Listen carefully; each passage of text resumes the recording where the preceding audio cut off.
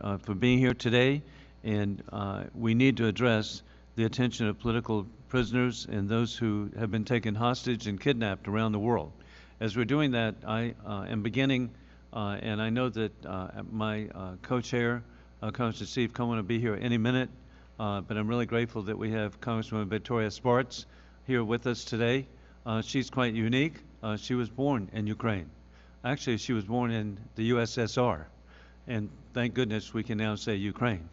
So we're delighted, but Congressman Cohen will be here, and our Senate colleagues also, and other House members. And as always, there's so many conflicting meetings, but I want to proceed because this is so important, and our honored guest has another commitment to leave. With that in mind, we see that the shocking stories every day, the flashing across television screens, newspaper headlines, and the latest updates buzzing on our phones. Innocent individuals kidnapped and thrown into hellish captivity by murderous terrorists like the puppets of Iran, Hamas, dictators who are like the war criminal Vladimir Putin, and the heinous, barbaric oppressors around the world.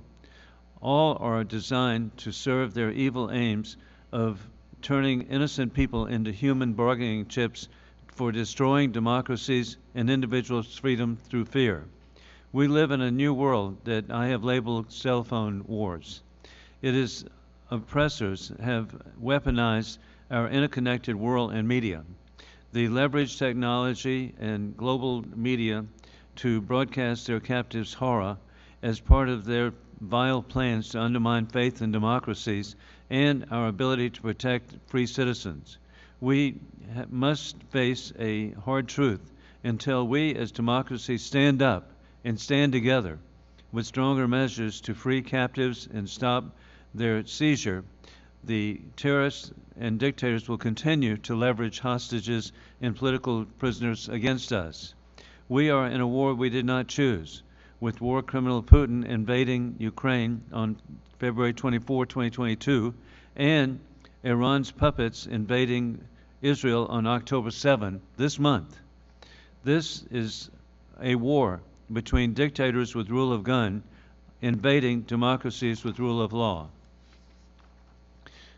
That is why we're here today, and I'm grateful to be here ultimately with Ranking Member Cohen and other esteemed experts and colleagues to find solutions in stronger ways to end these horrific acts and to achieve peace through strength.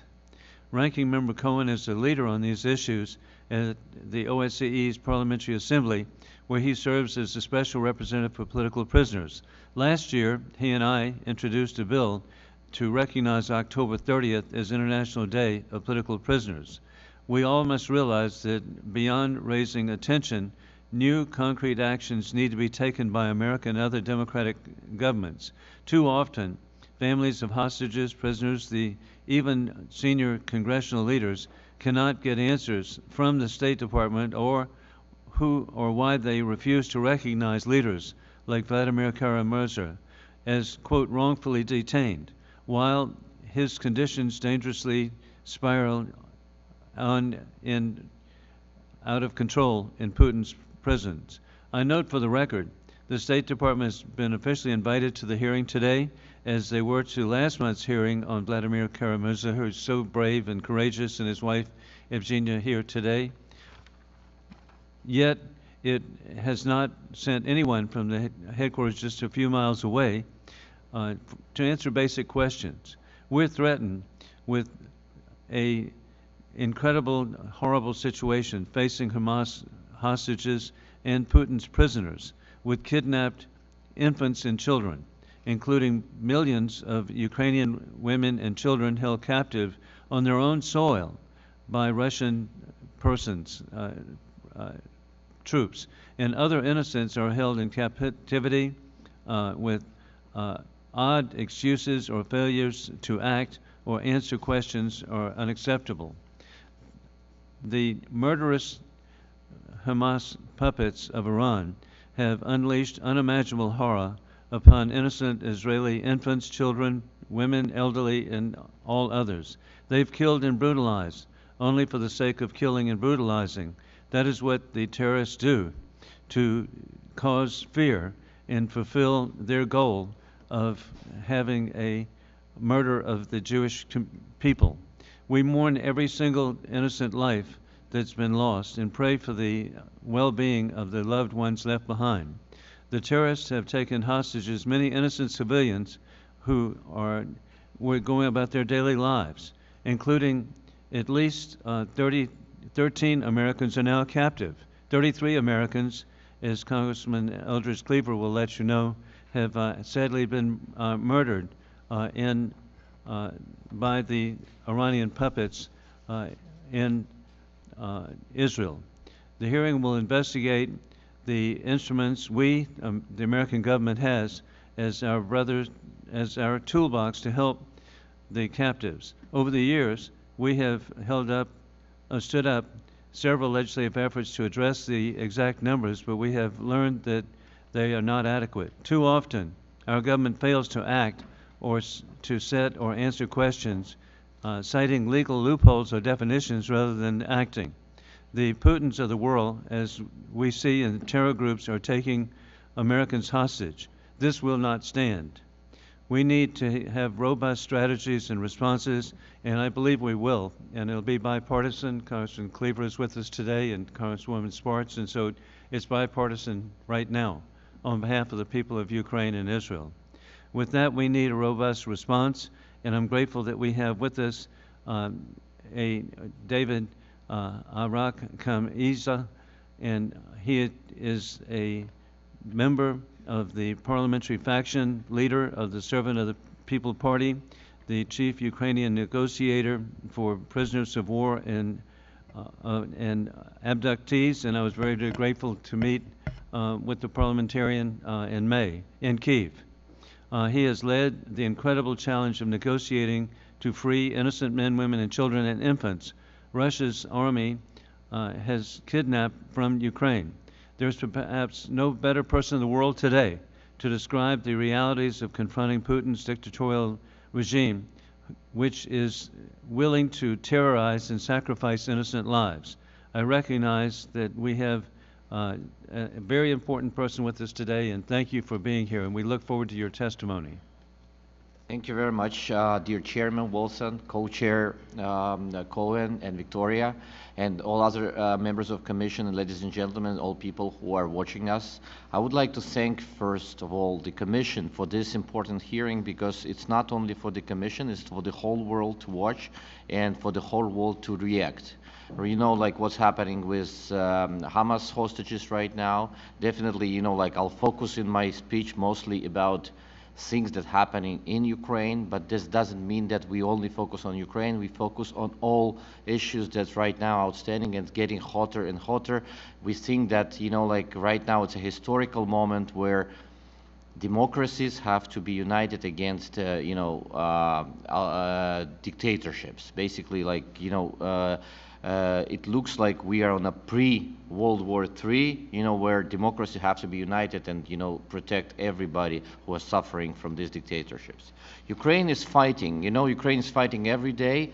Most of the people think that Ukraine is fighting on in a visible format, where you have artillery shots, where you have drone attacks. Since last 3 months, it became swarm drone attacks. 40, 50, sometimes 60 drones at a time are attacking single locations with one single goal, is to destroy, so to drain off all of our possibilities for air defense and then to destroy the targets. Primarily, those are civilian targets. Last year, they tried to do the blackout in the country to target all the electrical plants. This year, they're going to repeat, but this year, unfortunately, they are more weaponized. Despite the sanctions, they still manage somehow to increase the production of the missiles, drones, and all other things.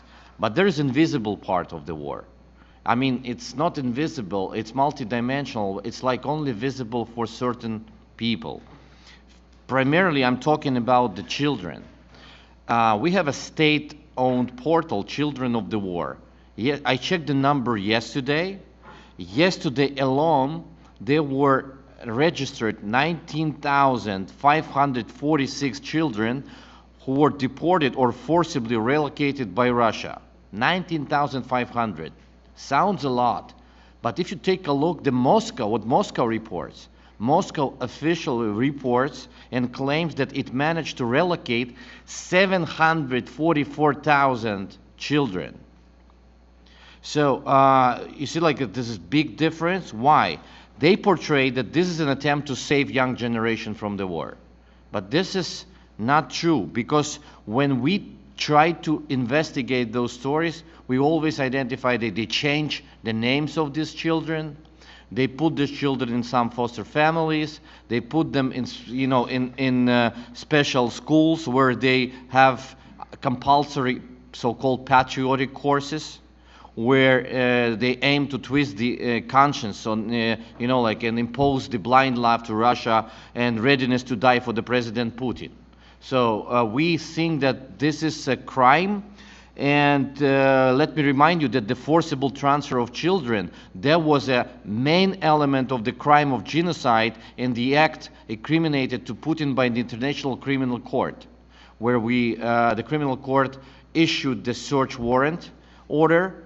And besides children, 28,000 adult civilians are currently, according to our records, considered missing under special circumstances, where they deprived the personal liberty as a result of Russia's armed aggression, and many of them are held in detention camps or prisons for foreigners, both on the temporarily occupied territories of Ukraine and those in Russia. Despite being peaceful and posing no harm, civilians become subject to torture, cruel, inhumane, and degrading treatment. The most important thing for us that there is no monitoring missions that they allow to visit and check and verify. No Red Cross, no human rights protection organizations. They do not allow anyone to go and check the numbers, verify, get the registry, get the records, and so on. In full, the same situation remains concerning the Ukrainian prisoners of the war. In full violation of Geneva Conventions, independent observers, in particular the representatives of the ICRC, are not allowed to access those people and those persons. They remain subject to humiliation and ill treatment from the Russian staff.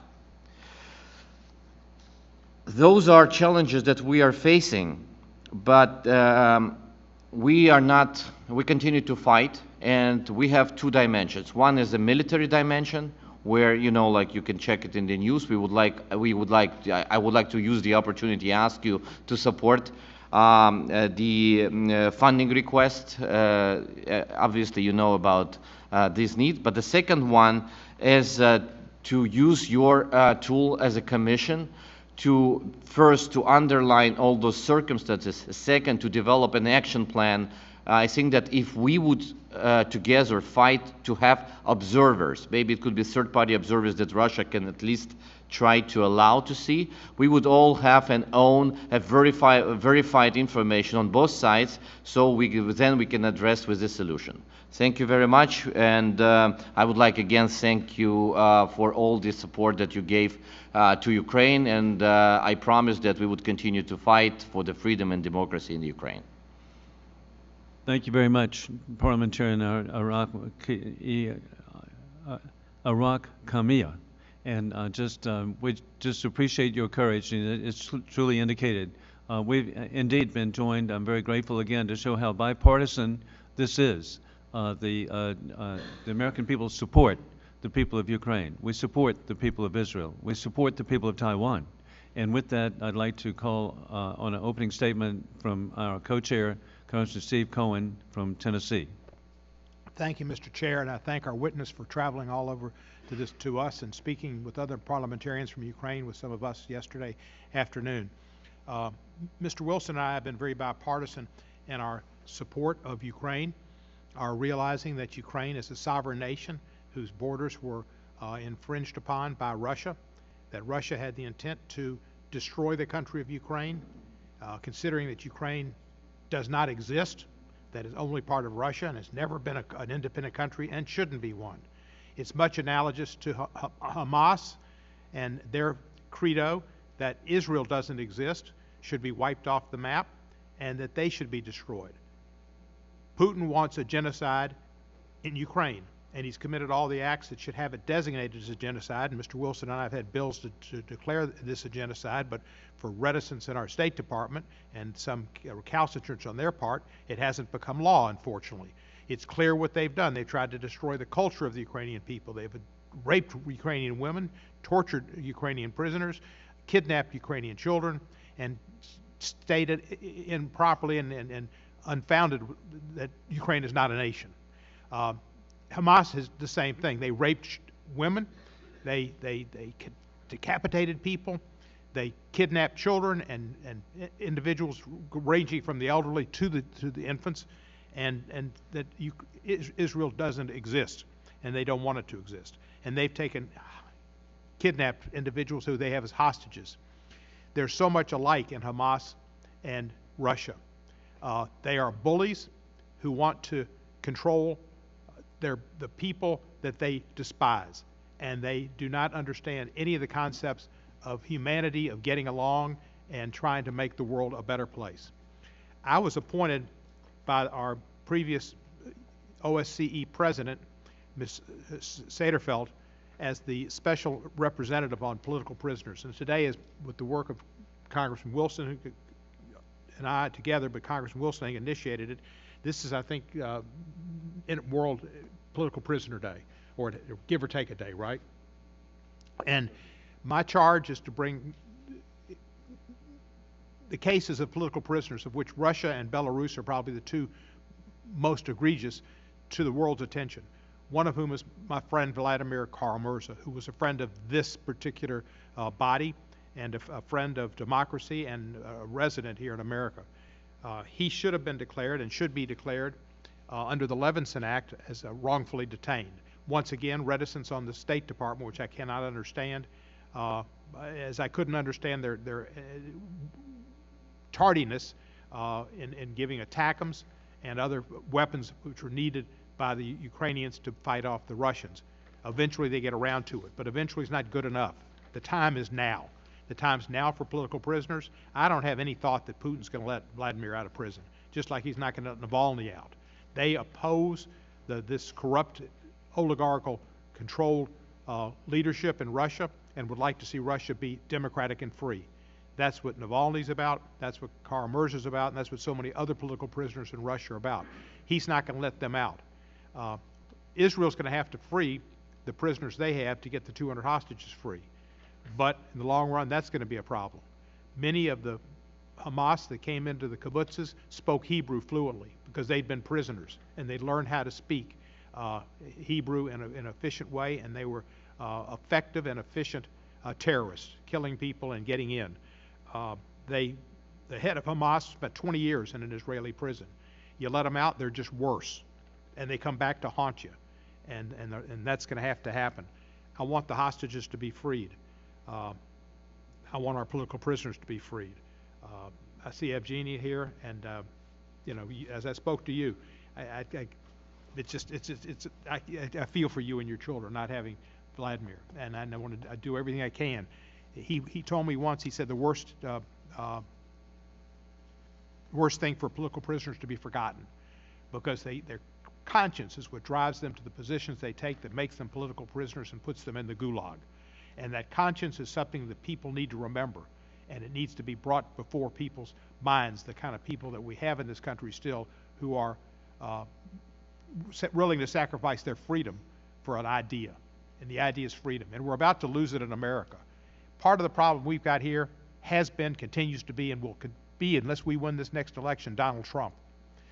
That's the reason why a lot of Republicans are falling off his support for Ukraine, because Trump won the election in 2016 with Putin's help, with the help of the social media factory in St. Petersburg, and that's why they won it. And he wants to put the same team together. And Putin is his friend, and Putin will help him try to win the 2024 election. Joe Wilson and Mike McCall and Mike Turner and some other Republicans are very strong in support for Ukraine. I'm afraid they're not a majority. I'm afraid the candidate they have up today is not for getting Ukraine funding. Whether he will support the package because Israel's in it, and his evangelical friends want us all to go back to Israel to be in the rapture, and that's important to him, so be it. He's for Israel. We'll deal with him at the rapture time. But he's not for Ukraine funding. So I think we're at a critical point, and hopefully we'll overcome it, and we will see something occur but Trump is a problem. Trump's a problem to freedom everywhere in the world, and a problem with honesty, decency, the rule of law, and due process. That's all I've got to say about bipartisanship now. I yield back the balance of my time. Mr. Co-Chairman, thank you, sort of. I mean, no, hey, democracy, everybody's not going to agree, okay? The bottom line, but again, bipartisan. We've been joined by Congresswoman Kathy Manning from my sister state of North Carolina. So so we can work together, and indeed, Parliamentarian Arakhamia, I'm going to defer to let Congresswoman Sparks. Hey, what a symbol! We could tell you that we have great affection for people of Ukraine. We have affection for people who formerly of the Soviet Union, and we even had hopes for the people of the Russian Federation. But we have a living example of one serving here. But before we begin, I do have to say one thing, okay, concerning President Donald Trump. He can be assaulted by reality. He was the one who sent Javelin missiles to Ukraine against the advice. He's the one who remarkably put American troops in Poland, which is an incredible move of American defensive capability. He is the person who warned Chancellor Angela Merkel that Nord Stream 2 was capitulation to Putin and should be blocked. And so, also, he is the one who had the guts and courage to move the American embassy from Tel Aviv to Jerusalem to recognize the Golan Heights. And so, President Trump, if he is reelected, actually, Congressman Cohen and I will be right there cheering him on the good policies he has. So, with that in mind, we now, okay. See, look at that. See, I've already converted him. Anyway, no, I didn't do that. You're still a good Democrat, pardon me. Anyway, hey, Congresswoman Sparks. Thank you, Mr. Chairman. As much as deliberation and disagreements we have here, we're still a free country, and I might disagree with Representative Cohen, but I respect his opinion, and I have to tell you something, that it is very important for us to be able to disagree, but do things when it is in our national interest, and I truly believe that we will come together, Republican and Democrats, and all of us understand it. It is in our national interest for Ukraine and Israel to defeat very aggressive and tyrannical and really terrorist groups that now try to destabilize the whole world and kill a lot of people, millions of lives. And I'll be honest with you, I think there is just something that Republicans feel that President Biden needs to save this republic too, and we need to secure our border and dealing with crushing debt, because if America is not strong, there is no hope for anyone else. So I think we'll come to consensus and agreement that we need to do both and do things for our country. But just kind of talking, we'll get off our political debates and deliberation, and I think we'll have a good speaker soon, and then we'll have more deliberation. Just talking, a lot of people don't understand that, that Ukraine is very multinational countries, and you're kind of a testament to that. A lot of people don't understand that you were born in Russia, you have a Georgian heritage according to your last name, and you understand what it is, what is at stake. It's nothing to do with the territories or protecting anyone. It's really people that believe in freedoms, want to stand up and die for these freedoms. And unfortunately, a lot of Ukrainians are dying.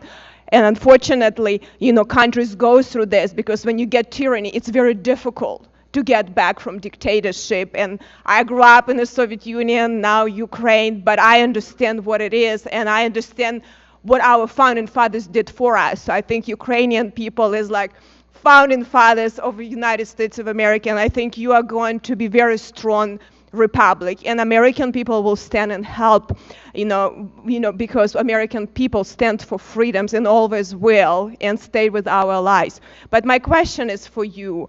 What do you think we could do better to help? Because there are a lot of terrible things happening, and we get busy with a lot of things and politics and debates and election, but we have real lives that are getting destroyed in many countries, and I think we have to come together to do better. What do you think would be helpful for us? And maybe you could share some of the things and policies beyond resolutions. We do a lot of resolutions that we maybe need to do to help, because there are some people are really suffering, and we can help these people to survive this brutality.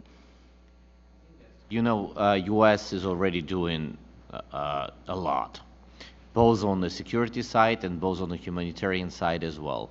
We believe that, the main power of the U.S. is U.S. can unite and continue to, reunite the coalition of our partners. Because, like in European Union, it's not that flat.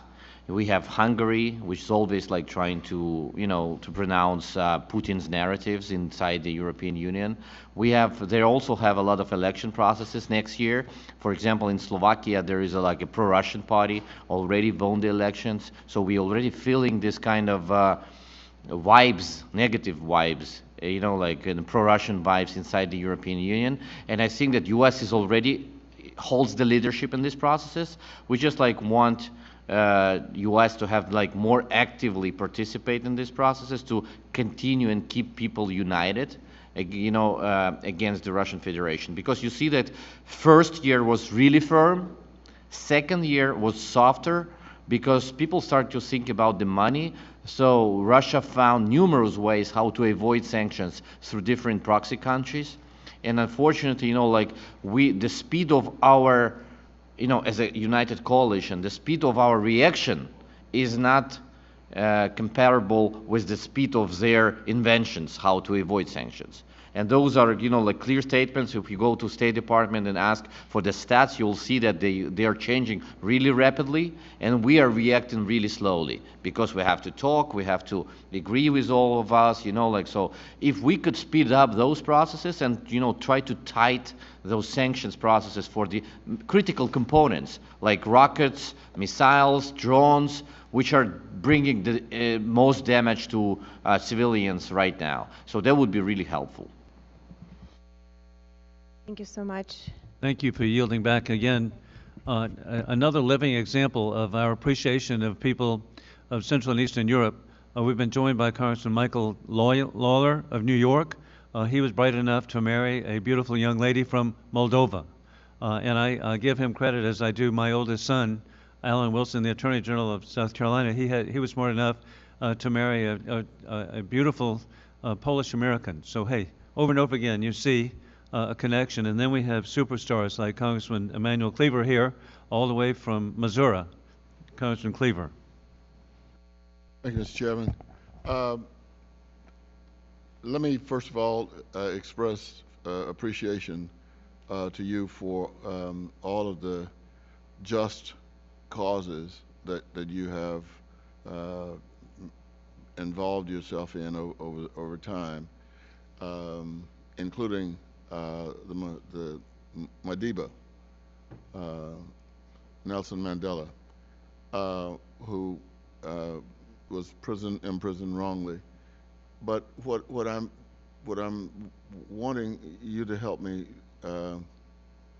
fix that in my mind is the difference because of what's going on right now with Hamas. What is the difference between a political prisoner and a hostage?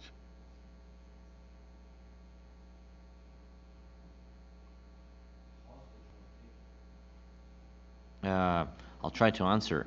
A political prisoner is mostly a person which the power on another side treats him as a risky factor to destabilize the regime.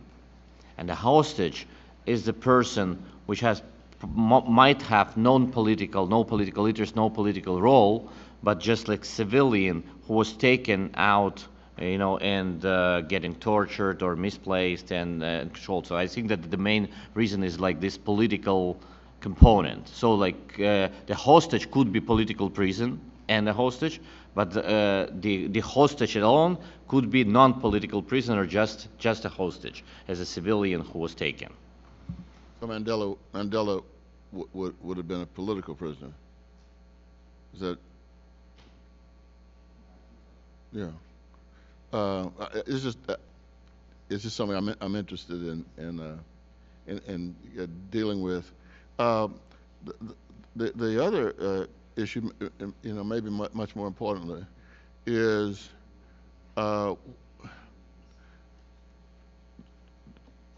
what is different now, or is there a difference in Eastern Europe in the way Russia is perceived as it, or in juxtaposed to how the Soviet Union was perceived?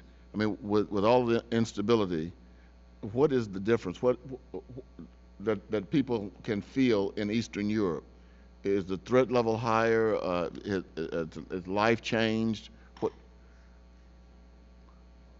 Russia is trying to build the country which is like a kingdom, when there is a one king who decides for everyone in the country.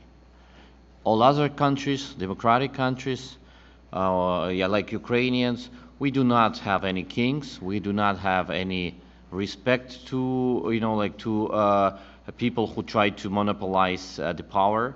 So we would like to live freedom life, where the democratic values is the main value, where the life of the human and his freedom is the main value. And that's what we are fighting for. And when other countries are trying to be close to Russia, they immediately feel this. Like Georgia is my motherland.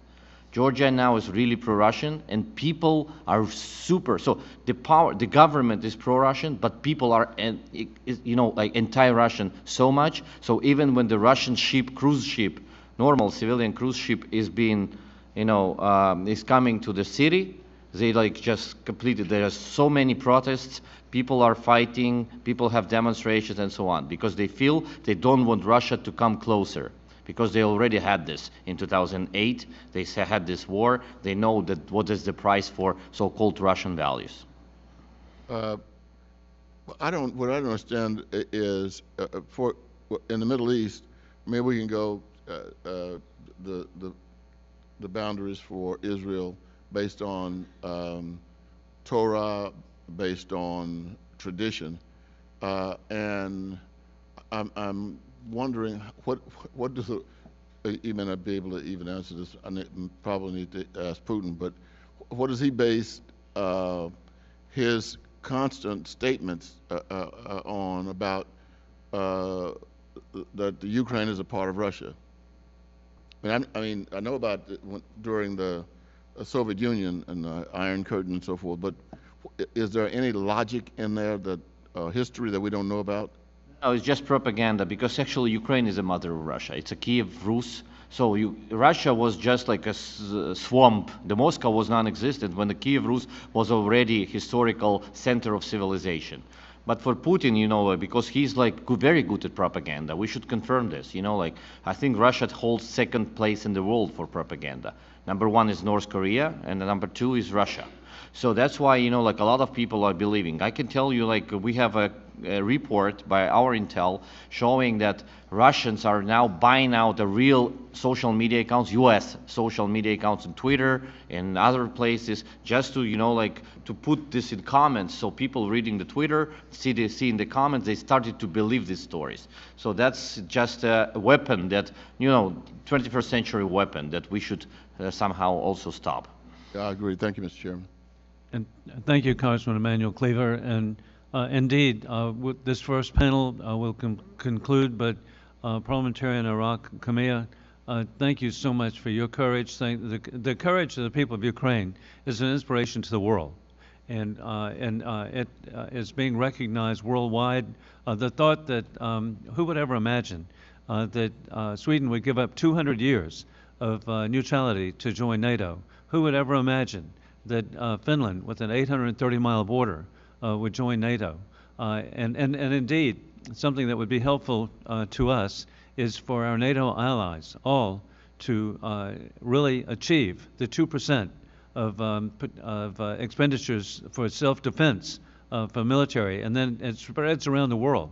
Indeed, South Korea and Japan are establishing every effort to really increase the size of their militaries, the capabilities of their militaries, and we'll be meeting even this week with the Prime Minister of Australia. And so worldwide, there's a recognition of the bravery of the people of Ukraine, and they should understand that democracies are facing the dictators and will face the dictators, despite whatever detractors that we could find in any other political party. With that, again, we'd like to thank you, and we will now welcome the second panel. Hey, clap.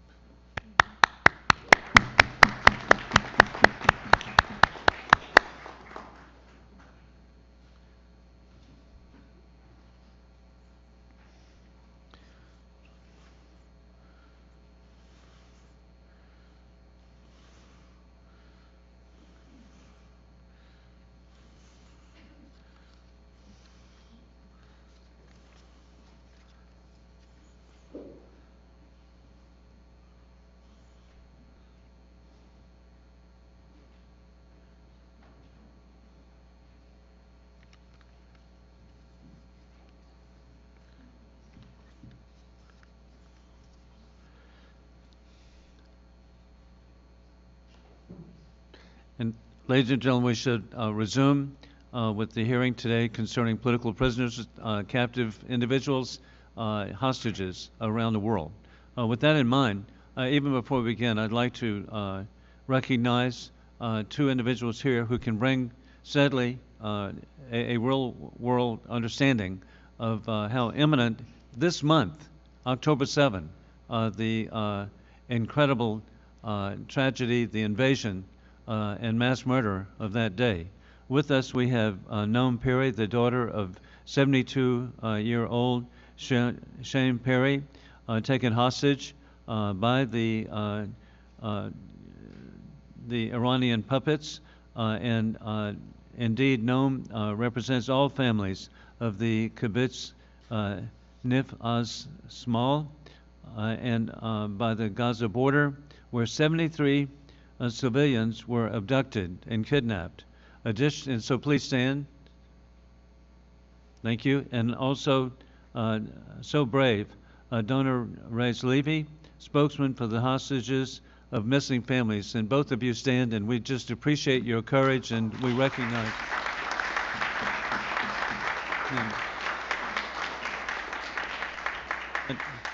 And to me, it's just incredible. Here we are, the 21st century. We're talking about an invasion by Putin, the massacring of people that we saw in Bucha, where they were buried in shallow graves. And now October the 7th, which I was really grateful to be at the NATO Parliamentary Assembly in Copenhagen, again to show the unity around the world.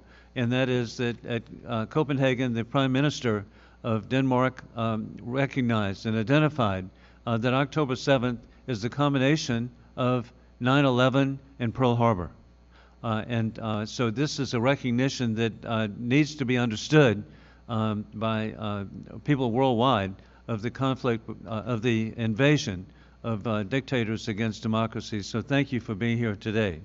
Our second panel is so welcome and extraordinary. We have Erwin Kotler, who is the chair of the Raoul Wallenberg Center for Human Rights, former Minister of Justice and Attorney General of Canada. Last week's hearing featured a witness who had literally written the book about the puppet Hamas, puppets of Iran. In addition to his esteemed writings representing political leaders like Israel's Natan Sharansky and Nelson Mandela, Professor Kotler is a subject on the new documentary film on his decades-long work for freedom, and we're so grateful for you to be here, Doctor. Thank you. Additionally, we have, we've got so many superstars here. This is great, so thank you. Hey, because, hey, the world is substantially, not all, united. With this in mind, we have Jared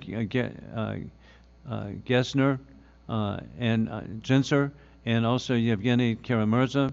We're so grateful. Mr. Genser is an international human rights attorney and managing director of Perseus Strategies. Mr. Genser literally wrote many of the key provisions of a major American law seeking to free the wrongfully detained, called the Levinson Act. And he has directed and represented and freed many hostages and political prisoners around the world. Ms. Kara-Murza is a symbol of freedom and democracy for you and your husband, Vladimir. We appreciate you're the advocacy director for the Free Russia Foundation. You need no introduction to the members of this commission, but we want the world to know that we appreciate you for the inspiring leadership for your husband and for others who have been imprisoned globally.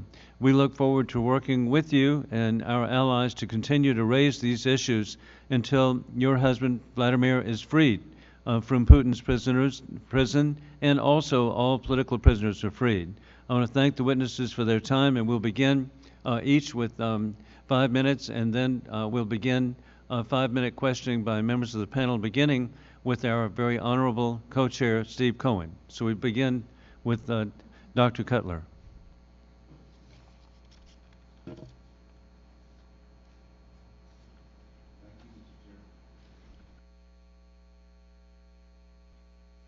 Thank you, Mr. Chairman. I'm delighted to be here and to join my colleagues Jared Genser and Evgenia Kara-Murza in the common cause which brings us together, the pursuit of justice on behalf of political prisoners and hostages, as well as accountability for the major human rights violations and mass atrocities committed both in Russia's criminal aggression against Ukraine and Hamas's criminal aggression against Israeli civilians. The last time I appeared before this body, I was actually here together with Vladimir Kara-Murza at the time. As we meet today, he is languishing in the Soviet Gulag.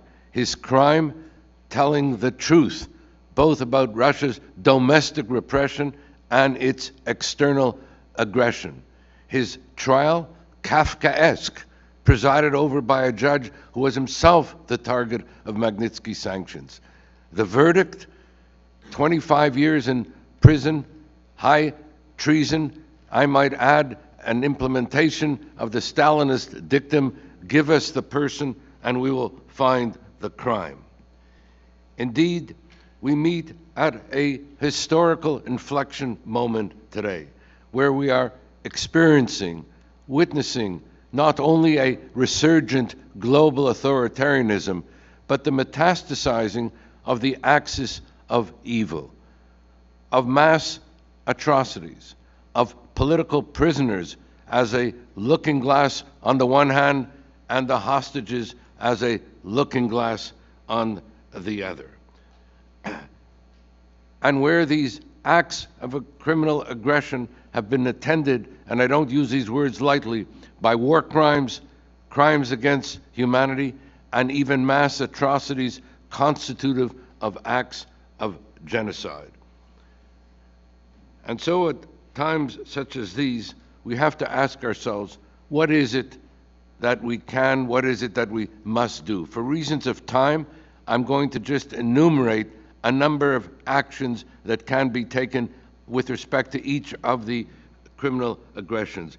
Let me begin in the matter of Russia's criminal aggression against Ukraine, using Vladimir Kara-Murza as a case study, and might I add, parenthetically, I'm also here as a special envoy on behalf of the Parliamentary Assembly of the Community of Democracies in Vladimir Kara-Murza's case and cause. Number one, we need to have bipartisan, non-partisan parliamentary coalitions on behalf of political prisoners like Vladimir Kara-Murza. In Canada, this non-partisan coalition resulted in him recently being named Canada's 7th honorary citizen. And we have established an ongoing all-party parliamentary coalition in that regard, and we are seeking to have that in each of the community of democracies. Second, and reference has been made to this, he should be declared an arbitrarily detained person under the American legislation. Number third, we need to support the arrest warrants before the ICC in this regard. Number four, establish an independent international criminal tribunal for the crime of aggression in Ukraine, because there is no other jurisdiction or authority that can hold Putin, the military and political leadership, accountable. Number five, call upon state parties to the Genocide Convention to prevent, protect against, and punish all those involved in a breach of the Genocide Convention, and that occurs both with respect to Russia's criminal aggression against Ukraine and Hamas's criminal aggression aided in this axis of evil by Iran. Number six, make representations to the UN special procedures like the working group and arbitrary detention. Number seven, mobilize the parties. We have more now than 72 state parties to the International Declaration on Arbitrary Detention in State-to-State Relations. The four foreign ministers, which included Foreign Minister of Canada and of United States Secretary of State Blinken, recently convened together to implement that declaration. We need to mobilize it at this point on behalf of political prisoners. Number eight, to enhance the imposition of Magnitsky sanctions, where those Magnitsky sanctions must also be applied. Number nine, call for the immediate release of Vladimir Kara-Murza, who's suffering from a polyneuropathy disease, which under Russian law mandates that he be released from prison. And so call upon the Russians to abide by their own legal responsibilities domestically and internationally. And finally, use all the OSCE mechanisms for that purpose. Let me close by saying that we meet at another historical inflection moment in the shadow of the worst day in Jewish history since the Holocaust, of horrors too terrible to be believed, but not too terrible to have happened, where Hamas is not just a prohibited terrorist organization under American law and Canadian law. It's a genocidal, anti-Semitic terrorist government, not because I say so, but because they say so, where they have affirmed their own charter in 1988 founding charter again and again, calling for the destruction of Israel and the killing of all Jews wherever they may be, and where the hostages are a looking glass into those mass atrocities, into those standing violations of the most foundational norms of international human rights, humanitarian, and criminal law as we meet. And so I close by saying that at times such as these, key sexcues, whoever remains indifferent indicts himself or herself. The U.S. can take the lead in organizing a multilateral coalition for the immediate and unconditional release of the hostages, to invoke the ICC and have arrest warrants here for that purpose, to hold accountable enablers like Qatar and Turkey, who have been giving base and sanctuary for Hamas leaders. In a word, as the families of the hostages have called upon us to do, and you've made reference to Noam, who's here, and we've been meeting with her these last few days, they have asked us to be their voice.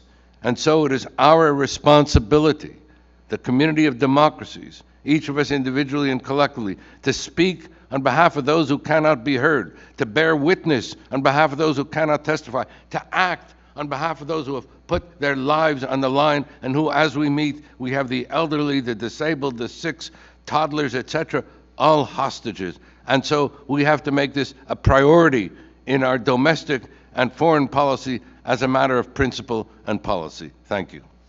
And indeed, Attorney General Kotler, thank you for your passion. Thank you for your success.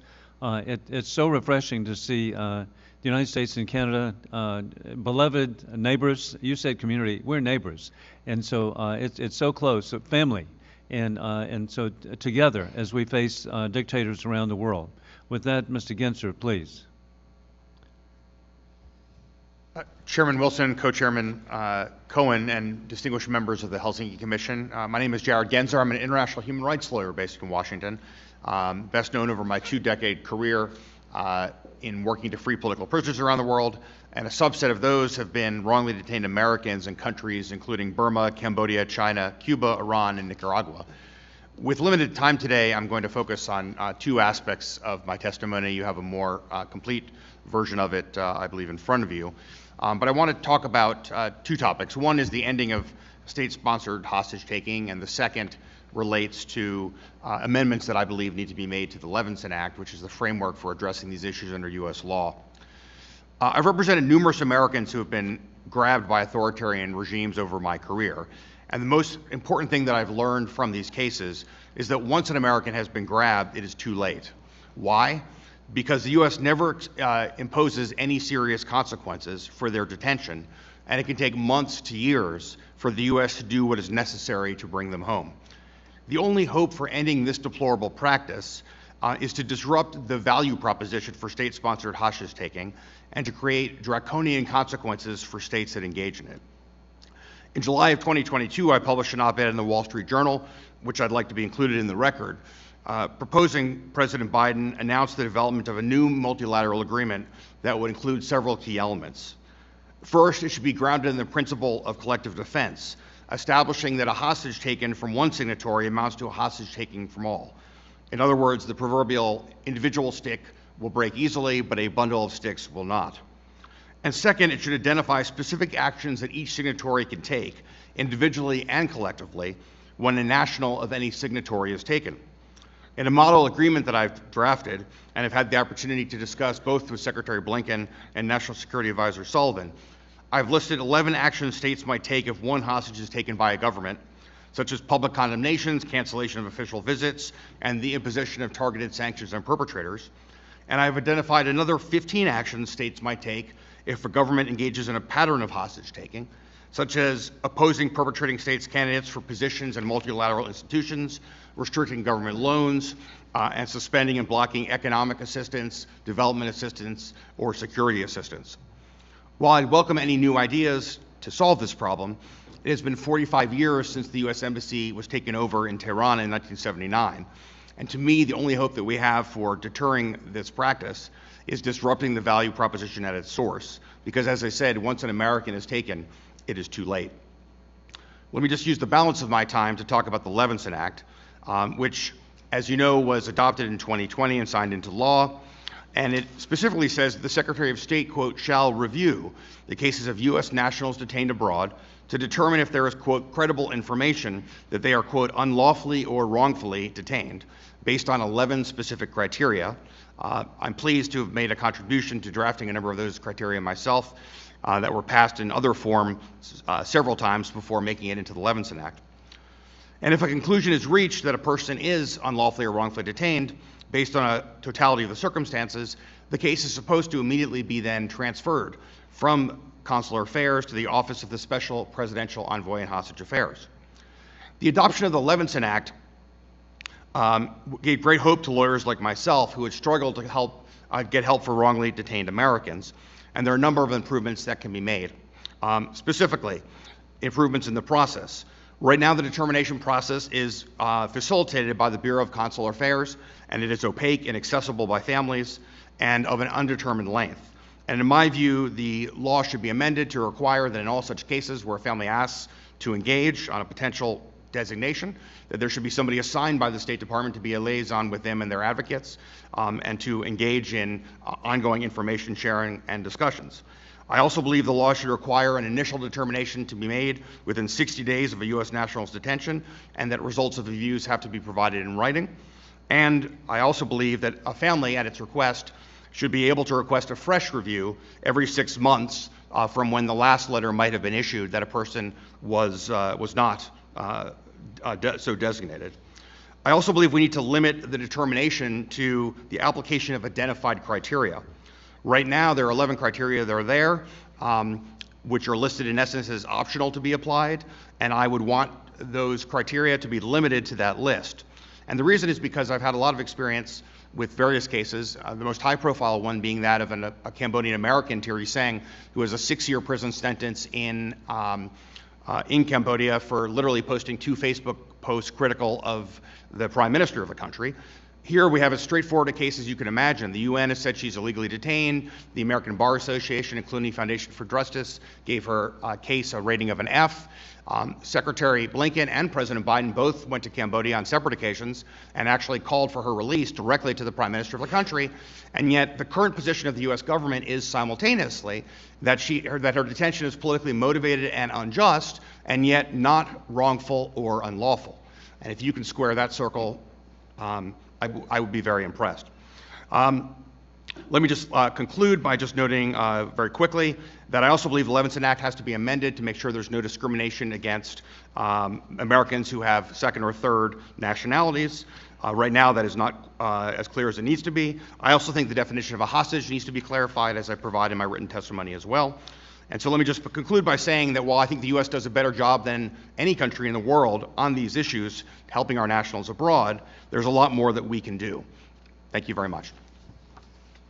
Thank you very much, Mr. Ginzer. And we do thank you for your past success on legislative interpretation and whatever amendments we need to proceed. And again, it will be bipartisan that we look forward to working with you.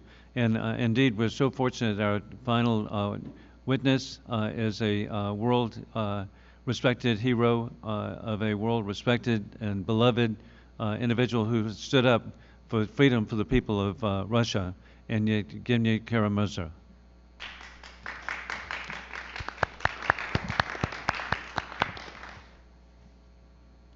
Chair, Mr. Co-Chair, distinguished members of the Helsinki Commission, I thank you for this opportunity to be able to address you today. A little over 2 weeks ago, the world saw the Russian army commit yet another war crime in Ukraine, killing over 50 civilians, including an 8-year-old child in one single airstrike. With Israel under horrific attack by Hamas and the entire ethnic Armenian population of Nagorno-Karabakh fleeing to neighboring Armenia after Azerbaijan assumed control of the enclave, we see how fast aggression and violence in its many shapes and forms is spreading in all directions. In the report released in Vienna on September the 22nd of last year, following the invocation of the Moscow mechanism by 38 OSCE participating states to assess the situation with human rights in Russia, OSCE rapporteur Professor Nussberger came to the conclusion that, and I quote, repression on the inside and the war on the outside are connected to each other as if in a communicating tube, end of quote. Today, according to the very conservative numbers by Memorial, co-laureate of the 2022 Nobel Peace Prize, the list of political prisoners in the Russian Federation counts over 600 people, and this year marked the 20th anniversary of the imprisonment of Alexei Pichugin, the last hostage of the Yukos case, held behind bars in violation of 2 decisions by the European Court of Human Rights. OVD-Info, an independent media project on political persecution in Russia, was able to establish that among around 20,000 unlawfully detained since February 2022, there were at least 565 minors, and criminal proceedings were opened against at least 9 of them before they reached the age of 18, including against 16-year-old Nikita Uvarov, who was sentenced to 5 years in prison for planning to blow up a virtual FSB building in the computer game Minecraft. With the goal to eradicate dissent and scare people into silence, the regime has brought back the entire arsenal of Soviet-style repressive instruments, including punitive psychiatry, torture, extreme violence, sexual violence, and de facto deprivation of parental rights. As the first ever UN Special Rapporteur on Human Rights in the Russian Federation, Marianna Katsarova, concluded in a recent report, the situation in Russia has signaled, and I quote, an effective closure of the civic space. It is important to realize that with all independent media banned and blocked, civil society institutions destroyed, and international observers and rapporteurs consistently denied entry to the country, we have only a vague idea of the scale of repression in the country. In this context, it is hard to overestimate the importance of the work and supporting such work, including financially, of lawyers, civil society groups, and independent journalists who are doing their best to monitor the situation and report countless human rights abuses against all odds. One important project I have to mention in this regard is Poshuk Palon, launched by Free Russia Foundation in June of 2022, that is specifically dedicated to the search of Ukrainian war prisoners and Ukrainian civilian hostages held in Russian prisons. Based on signed cooperation memorandums, our project works closely with the Ukrainian Coordination Headquarters for War Prisoners Affairs and the Ukrainian Ombudsman for Civilian Hostages. Since its launch in June of 2022, the project has received thousands of requests submitted by family members of Ukrainian war prisoners and Ukrainian civilian hostages. And thanks to a network of dedicated and brave Russian lawyers working on the ground, the project was able to locate hundreds of these people. Lawyers are often political prisoners' only connection to the world outside, and with visits and phone calls by family members often denied, they are the only ones who can make sure the prisoner is still alive and at least the bare minimum of his or her needs is met. Yesterday, when Professor Kotler was being awarded by the Lantos Foundation for his truly awe-inspiring lifelong work, Congressman McGovern spoke about the importance of such work, defending human rights defenders, he called it. And that is the reason we're seeing a new wave of repression against lawyers in Russia.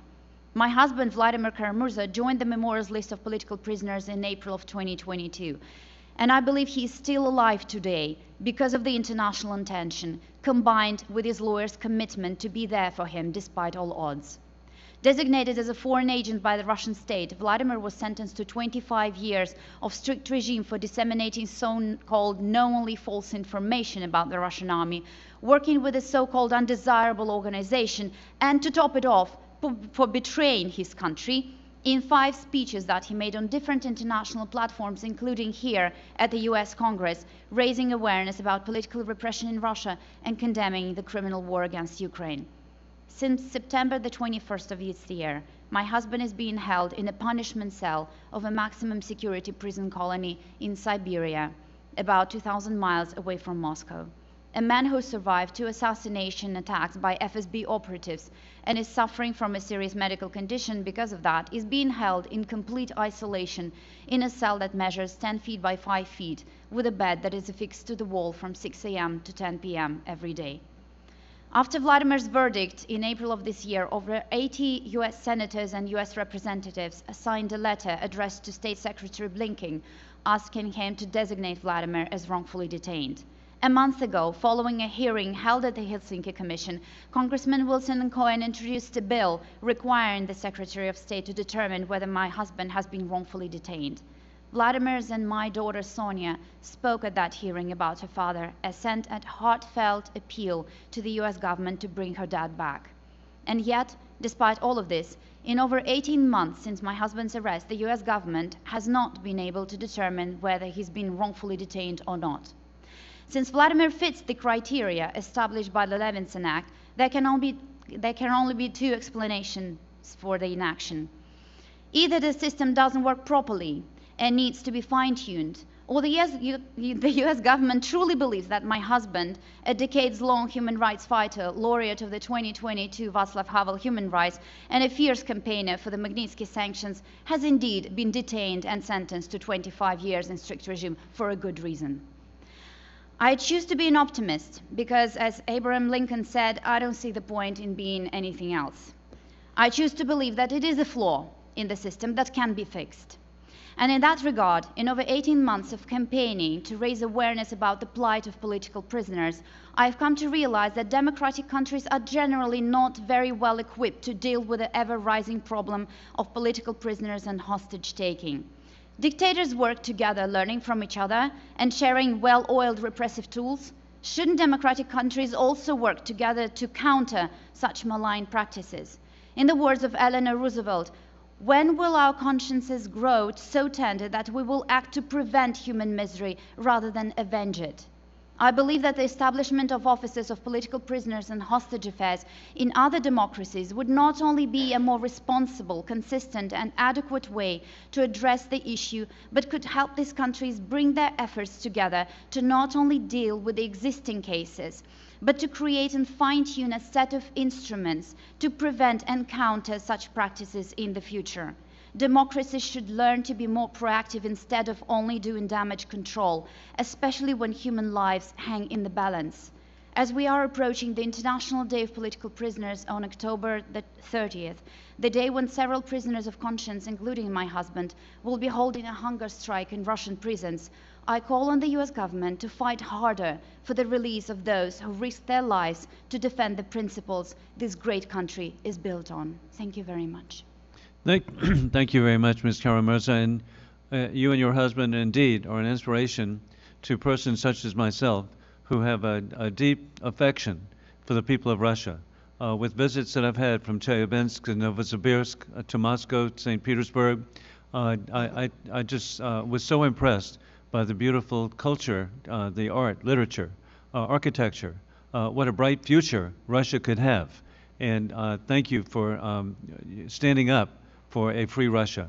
With that, we now proceed to Congressman Cohen, and each person will have a very strict 5-minute participation because I want to make sure that Congresswoman Manning gets to get 5 minutes. Thank you very much. Thank you, Mr. Chair. Ms. Kara-Murza, you've and the panel have done a marvelous job of bringing up issues which need to be addressed by America and other democracies. I thank each of you for being here and for making your remarks and your suggestions. When we last were together, the Commission made clear that we wanted to see Vladimir designated as wrongfully detained. Have you had any contact with the State Department since that hearing? No, unfortunately, I haven't had. Have you attempted to? I'm always open to contact. I'm always open to anything that they might be willing to share with me as to where their efforts go. But nothing has, no progress has been made as far as I know. Difficult for us to get them to respond to. Sometimes I think they're a foreign nation because the efforts to have them respond have been nil, and it's very frustrating. I know Mr. Blinken, Secretary Blinken, has the right values, but he doesn't act. Without action, values are limited. Mr. Genzer, you've talked about changes to the Levinson Act. I know there are many that are there that you suggest. What do you think would be an effective way to get the State Department to respond, to get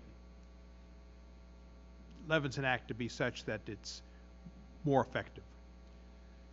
Yeah, I mean, I think you only learn when legislation is actually being implemented what the gaps are going to be between the aspiration and the reality.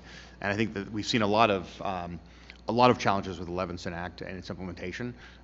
You know, there are other cases. Of course, I've mentioned Thierry Seng in Cambodia, and Vladimir's case is just as emblematic as Thierry's case as well. But I also know cases of Americans who've been, for example, the subject of decisions of the UN calling them held illegally in Saudi Arabia, who have not been designated. Another case as well in the UAE. And so, you know, we need to close those gaps. And so I think we need some forcing mechanisms here in terms of amendments to the Levinson Act. I think requiring a person to be actually assigned to the job of working with a family and their advocates is really, really important. In the year and a half I've been working on Thierry Seng's case, a similar time frame as Vladimir's, literally I can't find a human being at the State Department willing to talk to me about why they came up with the determination that they did.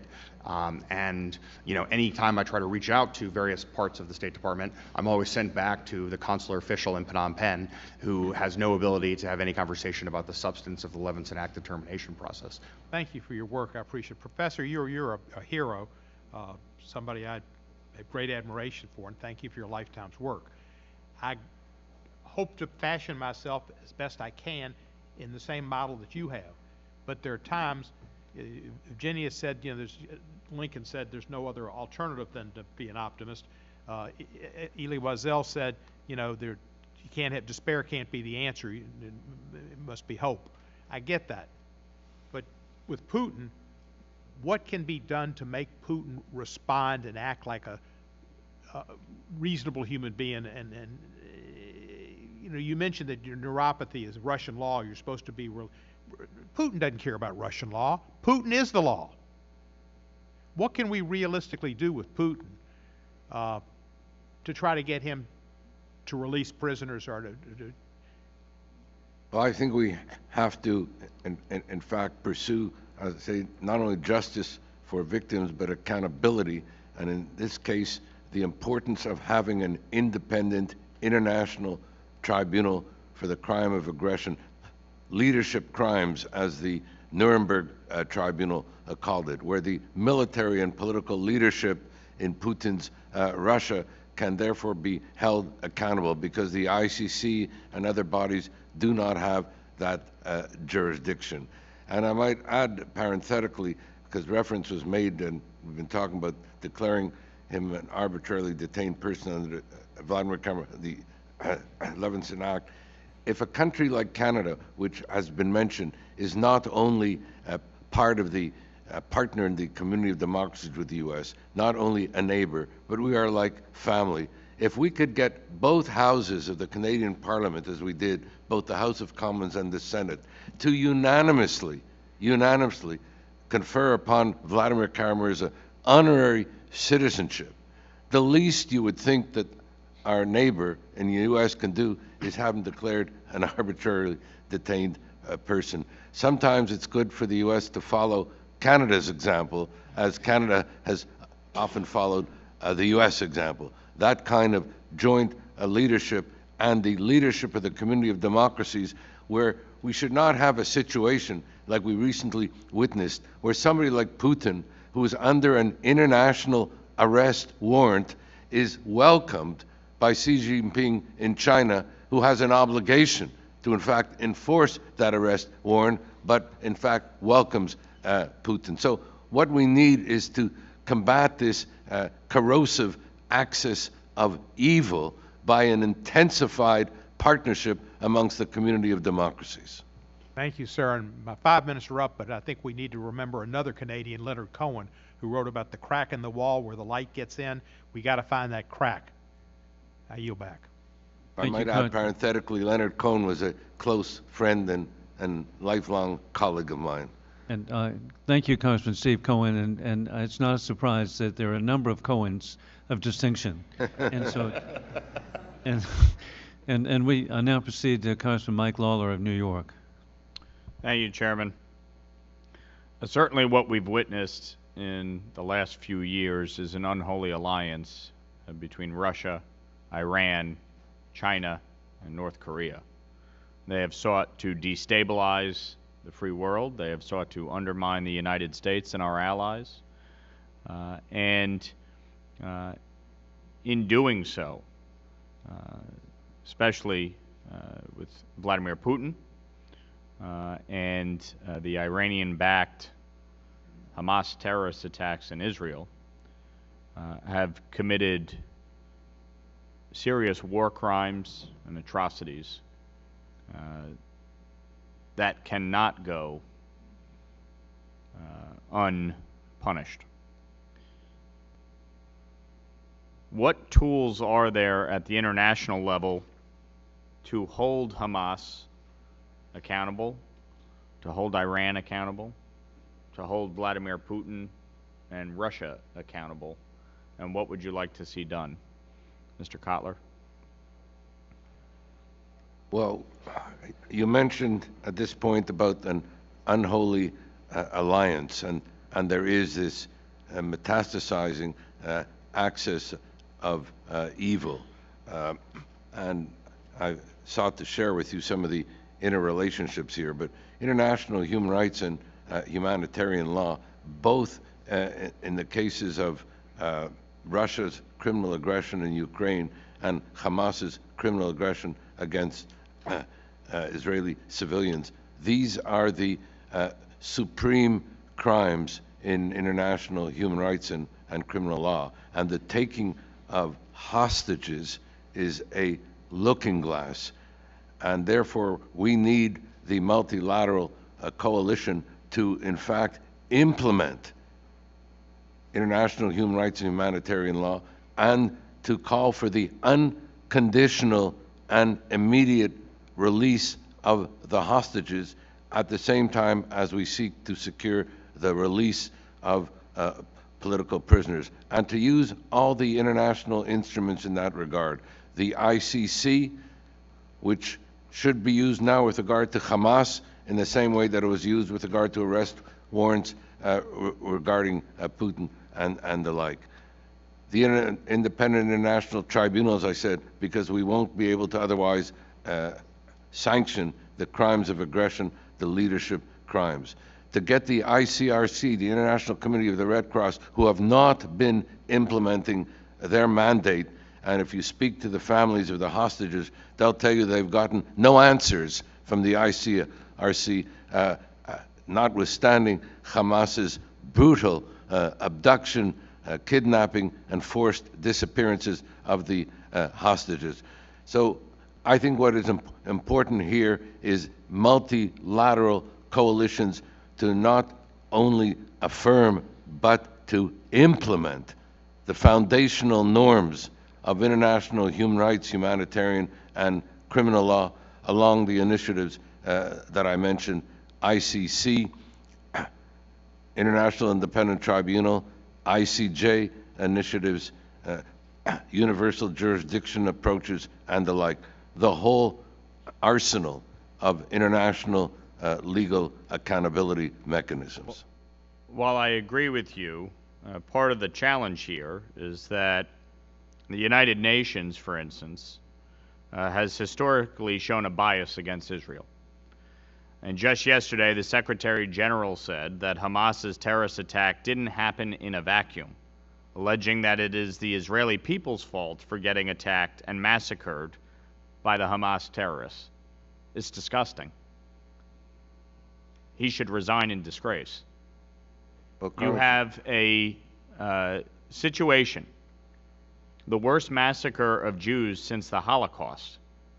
We have members of Congress who repeat lies that Israel bombed a hospital, repeating it even yesterday, despite all evidence to the contrary.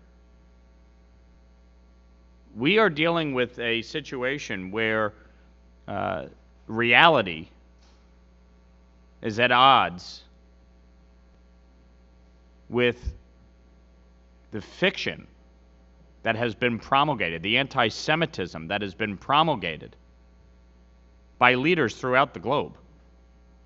And so, while I agree with you, these international agencies need to band together with the United States, with our allies, to hold these folks accountable. It's difficult to do that when you have the Secretary General of the United Nations blaming Israel for suffering a terrorist attack and the worst massacre of Jews since the Holocaust.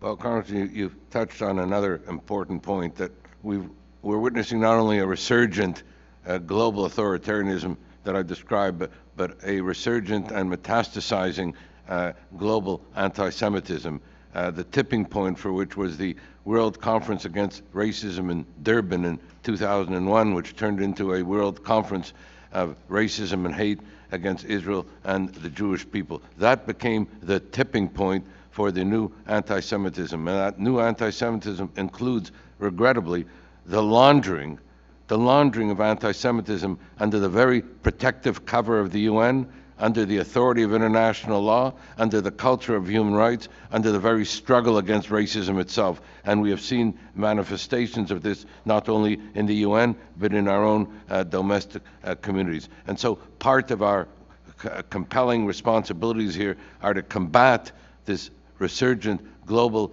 anti-Semitism. There have been a dramatic rise in hate crimes targeting Jews since Hamas's criminal aggression against it. You would have thought it would have been the other way around. And so we have a moral inversion here. Whereas before Hamas invaded Israel, we had the highest rates of anti-Semitism since audits began 50 years ago. And yet after this invasion, we've had a dramatic increase, not only in anti-Semitic incidences, but anti-Semitic hate crimes targeting Jews. So we have to bear this in mind. Unfortunately, we've seen this song before, and Israel, as it defends itself, will be under severe international pressure.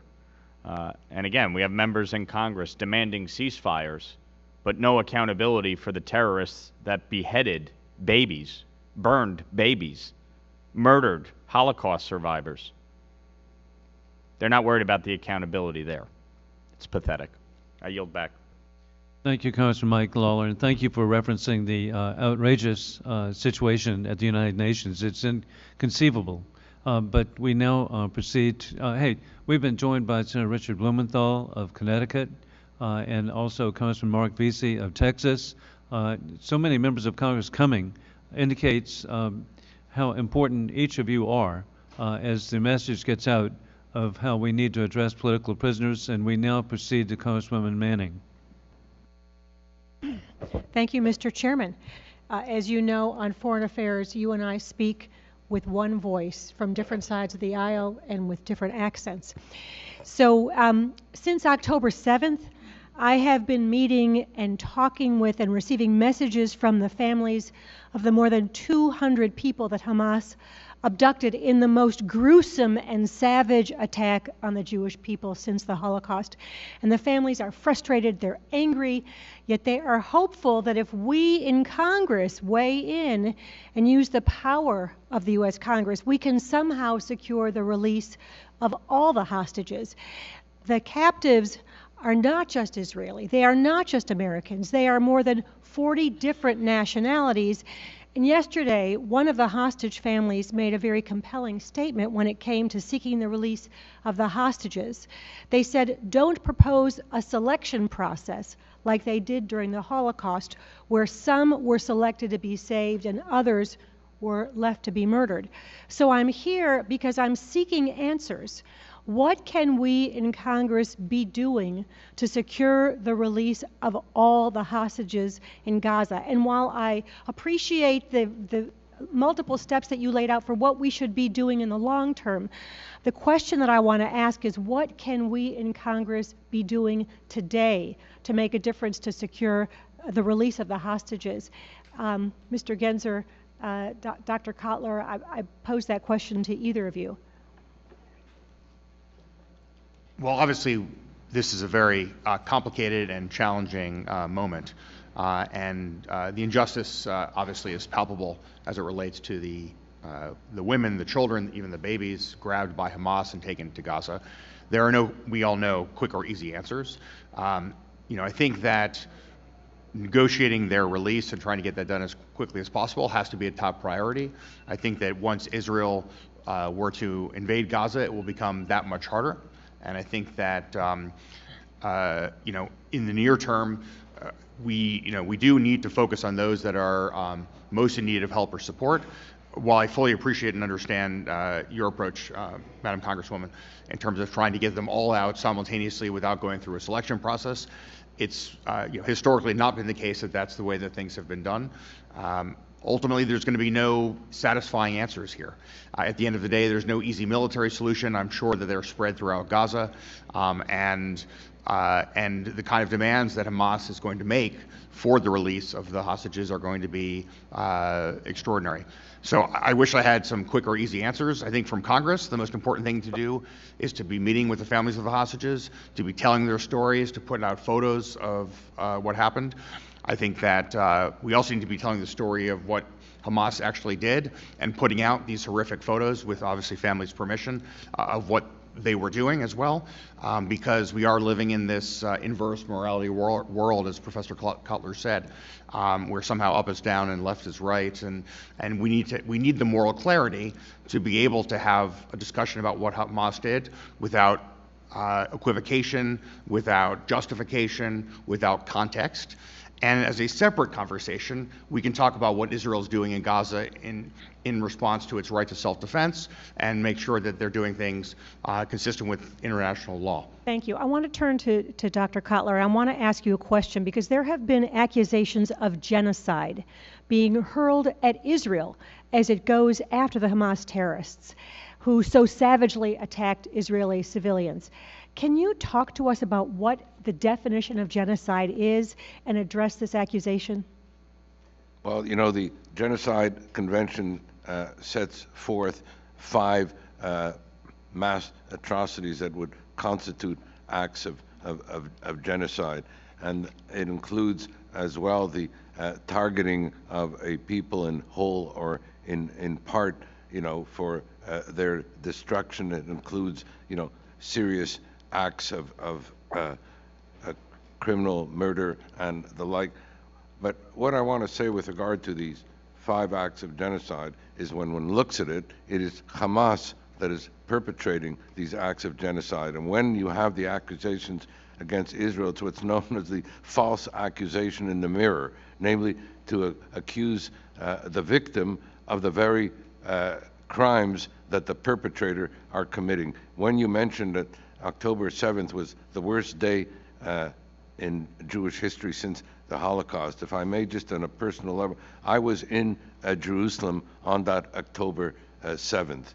I was there with my family to celebrate my son's marriage. That Saturday was supposed to be a particularly festive Jewish Sabbath because it was taking place on the last day of the holiday of Sukkot, which is one of the most festive Jewish holidays in the Jewish tradition, where we celebrate not only Jewish indigeneity, but our common responsibilities, our common humanity. It was also the day of Simchat Torah, when we complete the reading of the 5 books of Moses and started again. In other words, a celebratory day.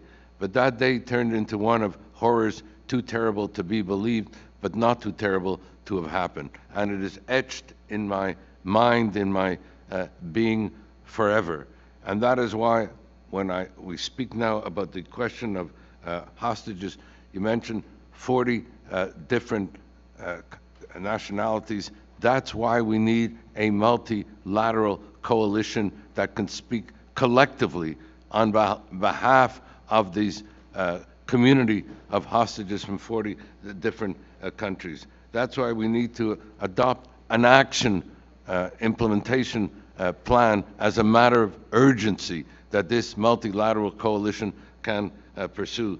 That is why we need to ensure that the foundational norms of international human rights and humanitarian law and the Genocide Convention, which requires all state parties to the Genocide Convention to prevent, to protect against, and to punish acts of genocide. And that means that Hamas, that is engaged as we speak in ongoing and standing incitement to genocide, which is itself a standalone breach of the Genocide Convention, even if mass atrocities don't follow. So that from 1988 on, they have been engaged in standing breaches of the Genocide Convention without accountability. We have to now collectively ensure that there is accountability, that there is, at this point, the prevention, the protection against, and the punishment of those engaged in acts of genocide, and combat the false inversions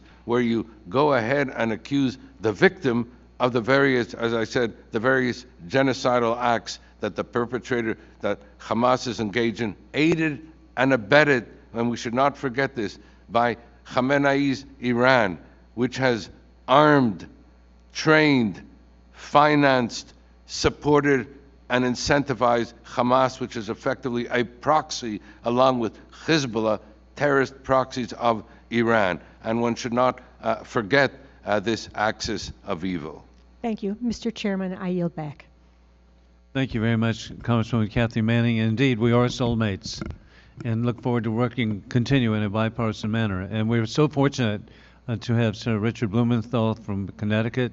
It's indeed an honor to have somebody from the House of Lords come visit us. It's a great line, don't you think? Although Canada doesn't have a House of Lords, does it? As a Senate. Right. Let me ask you both, because you've spoken so eloquently on the need for moral clarity from the administration and from Congress, and we're here talking about both Ukraine and Israel together, where both are victims of hostage taking. Isn't it important for the Congress to speak not only in a bipartisan way, but also in a unified way on both Ukraine and Israel, to combine the aid that we want to give to both in a single package so that neither is left behind? Mr. Gensler, maybe you can speak to that issue. Well, look, I think these are extraordinary times, undoubtedly, and I think it is important for people to speak with moral clarity on these questions. As an international human rights lawyer, one conducts analyses of particular sets of facts and circumstances individually and not collectively. You know that obviously as a former Attorney General of the state of Connecticut. You don't look at a set of crimes that have been committed except by looking at individual perpetrators and doing that analysis on an individual case, and indictments are issued on individual cases. And yet what we see in the international community, and we see sometimes in the Congress, are false moral equivalencies being drawn or justifications being made for for two very, very different sets of topics as it relates to intent. I think the biggest thing that I would point out on Israel versus Hamas is what is the intent of each of the parties. The intent, obviously, of Hamas is to commit genocide, to kill every Jew in the world, and to wipe Israel off the map. And the intent of Israel is to exercise its right of self-defense under the UN Charter, which is a legal and moral response, and it needs to do so in accordance with the laws of war. But I do think, coming to your narrower question, doing this, I think, jointly is very, very important, especially given the dissenting voices that we also see in the Congress on Ukraine, which to me are kind of shocking and horrific, because I think what Putin is doing in Ukraine, how he's doing it with the commission of mass war crimes is, in fact, as Professor Kotler said, genocidal. And the abduction of children across international borders, 19,500 by Ukraine's count, as we heard from our prior witness, shocks the conscience. And so I think that we do need to deal with these issues together, because I think that they are directly related, despite being obviously in different parts of the world. I think those points are very, very well taken. Let me ask you, Mrs. Kara-Murza, how regularly do you hear from the State Department about your husband, and have you been provided any explanation or insight as to why he has not been designated as wrongfully detained? Unfortunately, I haven't heard from the State Department in a while, and as to the explanation, I'm always told that the State Department is doing its best and that Vladimir is put in their public program on unjustly detained. That brings attention to specific cases of people persecuted for political reasons. But as to why the determination hasn't happened, that I have not received a clear response to, unfortunately. Thank you. Thank you for being here today again before our commission. It really means a lot that you are speaking here on behalf of your husband and on behalf of other hostages that have been taken by Putin, including, although we don't necessarily regard them as hostages, the thousands of children that Putin has kidnapped and now are in either Russia or Belarus, in effect being brainwashed. I don't think that term is too strong for what's happening. And I want to thank you, Mr. Chairman, for again conducting this hearing on this very, very important topic. Thank you all for being here, and Mr. Chairman, thanks for your leadership. You're here. Thank you very much, Senator. Indeed, it's an indication how important our witnesses are, the issues are. Thank you so much, Senator, for being here. We now proceed to Congressman Mark Veazey of Texas. Mr. Chairman, thank you very much. Lord Blumenthal, thank you for joining us today. I tell you, one of the things that has really bothered me a lot when it comes to this discussion around anti-Semitism is the fact that we have stopped talking about a lot of the anti-Semitism that has been taking place in the Ukraine. And I just want to remind everybody of just a few examples of that. You probably remembered when Putin unlawfully initially went into Ukraine. He said that he was going into Ukraine because of the denazification of that country. Also, there was early on repeated attempts when it was pointed out that President Zelensky was in fact Jewish himself to try to delegitimize him being Jewish by saying that, oh, well, he's not really that Jewish. We've also heard attempts from the Kremlin to try to say that not that Jews were, that the real Nazis were actually Jews. And these are some claims and some things that we've repeatedly heard since this unlawful invasion of Ukraine. And the reason why I bring that up is that President Biden, in his speech last week before the nation, he wanted to reinforce to the American public how important it was that we help our ally and friend Israel as they try to continue to combat what happened and the unlawful invasion in their country and the anti-Semitism that's rampant there. And then also continue to keep our eyes on the ball as it relates to Ukraine. I wanted to ask you, how important is it, and I'll start with Mr. Irwin. I wanted to ask you, how important is it that we continue to talk about the rise of anti-Semitism in the Middle East and what we're seeing now as it relates to Israel, but then also to continue to talk about anti-Semitism in the Ukraine and remind the American public that it's important that we continue to fight both of these forces of anti-Semitism in very important parts of the world? Well, Congressman, you've really touched on a larger, parallelism here. In other words, what we're seeing is both in the case of Russia and Ukraine and Hamas and Israel, we are seeing, on the one hand, criminal aggression of Russia against Ukraine, criminal aggression of Hamas against Israeli civilians, but it's paralleled also by its domestic repression in each cases. And in its domestic repression, the falsification and inversions, for example, Putin saying he launched his operation, which is really a criminal act of aggression, for purposes, as you mentioned, of denazification. Again, the false accusation in the mirror. It is Russia's criminal aggression in Ukraine, which has been attended by war crimes, crimes against humanity, and acts which are constitutive of a genocide. Yet he seeks to invert it by using the Nazification metaphor. Similarly, with regard to Hamas.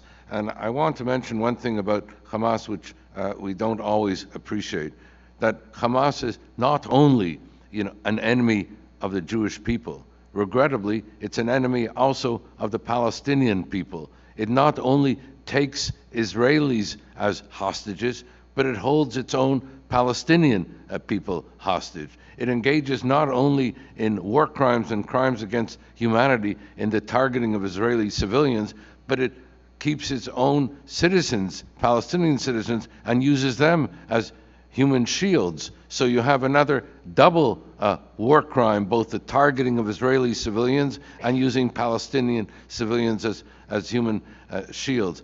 And so you have in both cases, both in terms of Russia's criminal aggression in Ukraine, Hamas's criminal aggression against Israel, paralleled by massive domestic repression, and therefore the need thereby to understand that both communities are being taken hostage by their very respective criminal leaderships.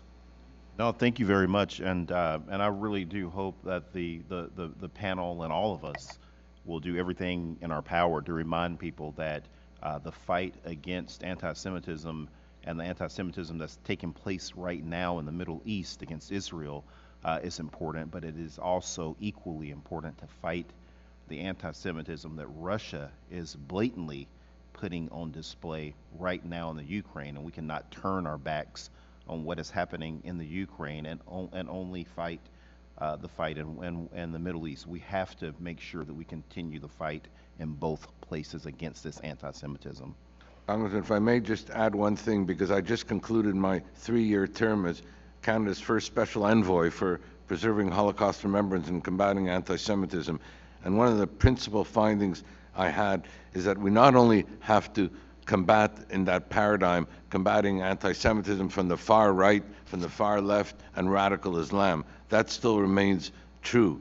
But one of the most disturbing findings I felt in these 3 years was that we are witnessing the increasing mainstreaming, normalizing, legitimation of anti-Semitism in the political culture, the popular culture, the entertainment culture, the sports culture, and in particular in the campus culture. And here in North America, that is the future leadership in Congress, in the media and academia and the like. And so we have to combat that kind of pernicious mainstreaming that we have been witnessing both in your country and in mine. Thank you very much, Congressman Beasley. And again, we could tell you that Democrats and Republicans are united. Well, here we are. And so you can see it. And that's so important for the world to understand that, hey, the media is going to cover the divisions. And that's understandable, except for one thing. The people of the United States stand with the people of Ukraine, stand with the people of Israel, stand with the people of Taiwan. And again, what a honor for all of us. We're so grateful. Evgenia Kara-Murza, a world hero, married to a world hero.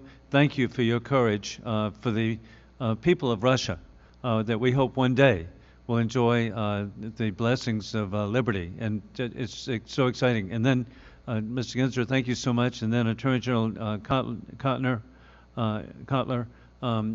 I've never seen such clarity from a Canadian. And so hey, I want to, and so thank you for the different statements you've made, but your clarity is so impressive, and hey, our prayers with your family, thank goodness. And I want you to know, in my home state of South Carolina, we love Canadians. We have Can-Am Days every year. You're welcome to Myrtle Beach. For 60 years, we welcome our Canadian visitors. You're like swallows to Capistrano. When you show up, it means summer's coming. So please come back. And with that, indeed, another point, thank you for your reference to the axis of evil. Hey, this just can't be ignored, that we have war criminal Putin, we have the Chinese Communist Party, we have Iran, and people say proxies. It needs to be puppets. The proxies is too nice. These are puppets, and these are dictators, rule of gun, opposing democracy's rule of law, not authoritarians or whatever, autocrats, whatever terminology. It's dictators. They don't like that term, which is good. That's how you determine what to use. And also, I want to point out that I appreciate, Attorney General, you referencing Nuremberg, and you're ahead of the curve, and that is on November the 21st. We will be having a hearing. 2 hearings in the morning relative to the kidnapping of Ukrainian children. In the afternoon, we will have general war crimes. This will be at the very historic courtroom 600 in Nuremberg, where the Nazi war criminals were tried and convicted, and indeed with the situation even in absentia. And then, as I conclude, I want to point out that none of you have been exaggerating what's going on, and with Putin, with Iran, and that is that indeed we should know the Hamas covenant of August the 18th, 1988, and I want to quote Article 7, quote, and if you'll stay for a minute, I want to get a picture with the, you're a dignitary. Anyway, Article 7, quote, the day of judgment will not come until Muslims fight Jews and kill them. Then the Jews will hide behind rocks and trees, and the rocks and trees will cry out, O Muslim, there is a Jew hiding behind me. Come and kill him. End of quote. How clear could that be? How clear on the floor of the parliament in Tehran, death to Israel, death to America, in English. And so they're very thoughtful to let us know what they have planned for us. And so what an opportunity that we have to work together. And so with this, I'm just grateful for OSCE, the staff members. Thank you, and thank you to our witnesses, and I'm confident that democracies will prevail.